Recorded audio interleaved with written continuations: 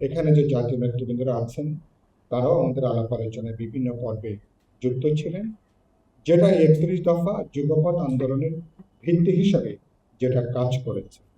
কথাটা এই জন্য উল্লেখ করলাম যে এখন যারা সংস্কার নিয়ে যারা চিৎকার করছেন, যারা বাজার মাত করার চেষ্টা করছেন, তাদের রাজনৈতিকভাবে জন্মেরও অনেক আগে। আর যখন তারা এগুলো চিন্তাও করেননি, তখন আমরা যারা যুগপৎ আন্দোলনে যুক্ত ছিলাম, তখন আমাদের মাথায় কাজ করেছে পুরনো জমানায় যেহেতু আমরা ফিরবো না, যে সংবিধান, যে রাষ্ট্র, যে ব্যবস্থা একটা দলকে এরকম কর্তৃত্ববাদী স্বৈরশাসকে পরিণত করে, একটা এক সময়কার জনপ্রিয় দল, জনবান্ধব দল, এক সময়কার এমনকি যে দল একসময় মুক্তিযুদ্ধে নেতৃত্ব দিয়েছে, কিভাবে সেই দলটা পর্যায়ক্রমে মানুষের বিরুদ্ধে দাঁড়িয়ে গেল, জনপ্রত্যাশার বিরুদ্ধে অবস্থান নিল, কিভাবে কর্তৃত্ববাদী একটা শাসন একটা পর্যায়ে একটা ফ্যাসিবাদী দুঃশাসনের চেহারা নিল, ক্ষমতাকে কিভাবে জমিদারি মনে করা হয়েছে, ক্ষমতাকে কিভাবে একটা বাপ দাদার তালুকের মতন মনে করা হয়েছে। এই ব্যবস্থার আমরা পরিবর্তন চাই। আমরা বলেছি আমাদের এখানে স্বৈরতন্ত্রের উৎস বিদ্যমান সংবিধান, সংবিধানে প্রধানমন্ত্রী কেন্দ্রিক যে গণতান্ত্রিক ক্ষমতা কাঠামো, আমরা তার পরিবর্তন চেয়েছি, সংস্কার চেয়েছি। আমরা গোটা রাষ্ট্র ব্যবস্থা কিভাবে স্বচ্ছ হবে, জবাবদিহিমূলক হবে, জনপ্রতিনিধিরা কিভাবে জবাবদিহি করবেন, আমরা সে লক্ষ্যে সংস্কারের জন্য আমরা কাজ করেছি। রাষ্ট্রপতির সাথে প্রধানমন্ত্রীর ক্ষমতার কিভাবে একটা যৌক্তিক ভারসাম্য তৈরি হবে, সেই লক্ষ্যে আমরা কাজ করেছি। সংস্কারের চুম্বক কথাটা কি?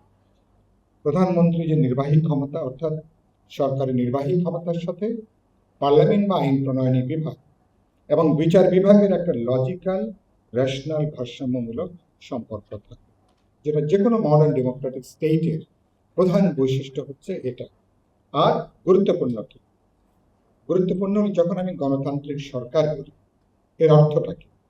রাষ্ট্র কোনো নাগরিককে তার রাজনৈতিক বিশ্বাস, ধর্ম বিশ্বাস, সাংস্কৃতিক বিশ্বাসের জন্য নাগরিক অধিকারের ক্ষেত্রে, গণতান্ত্রিক অধিকারের ক্ষেত্রে, সাংবিধানিক অধিকারের ক্ষেত্রে রাষ্ট্র কোনো মানুষকে আলাদা চোখে দেখবে। রাষ্ট্র কোনো মানুষের মধ্যে কোনো বৈষম্য, কোনো পার্থক্য, সেটা ধর্ম, বর্ণ, জাতি, গোষ্ঠী নির্বিশেষে, গ্রাম শহর, নারী পুরুষ নির্বিশেষে, এটাই হলো গণতান্ত্রিক রাষ্ট্র। সুতরাং আমরা সংস্কারের জন্য কথা হচ্ছে এইখানে। আমি, আপনারা সবাই জানেন যে পরবর্তীকালে জাতীয় ঐক্যমত কমিশন তারা যে 11টা সংস্কার কমিশন গঠন করেছেন, 6টা নিয়ে আমরা আলোচনা করেছি। 7 মাস আমি সেখানে, আমার জীবনের একটা গুরুত্বপূর্ণ সময় আমি সেখানে দিয়েছি। প্রায় প্রতিটা মিটিংয়ে, প্রতিটা সভাতে আমি সেখানের উদ্যোগী একটা ভূমিকা রাখবার চেষ্টা করেছি।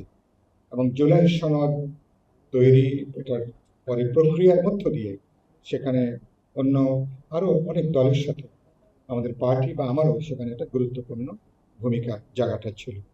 পরবর্তীকালে আমরা সেখানে স্বাক্ষর করেছি। এখন জুলাই সনদ স্বাক্ষর করা হয়েছে।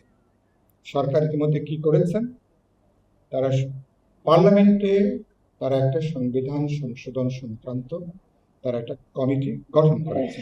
আমি আশা করি এই আগস্ট মাসের মধ্যে কমিটি তার কাজ সম্পন্ন করবেন। জুলাই সনদে বিএনপি সহ আমরা অধিকাংশ রাজনৈতিক দল যে সমস্ত পরিবর্তন বা সংস্কারের ব্যাপারে একমত হয়েছি, আমরা স্বাক্ষর করেছি। আমি নিশ্চয়ই দেখতে চাইব এই সংসদীয় যে কমিটি হয়েছে পার্লামেন্টে, তারা একটা বিল আকারে এটা উত্থাপন করবেন। সংবিধানের অষ্টাদশ সংশোধনীর ভেতর দিয়ে আমাদের সংবিধান গণতান্ত্রিক চেহারা পাবে, গণতান্ত্রিক বৈশিষ্ট্য অর্জন করবে। যেটা আগে বললাম, আমরা এখানে অনেক পুরনো আবর্জনা আমরা ছেটে ফেলে আমরা একটু সামনের দিকে আমরা হাঁটতে পারবো।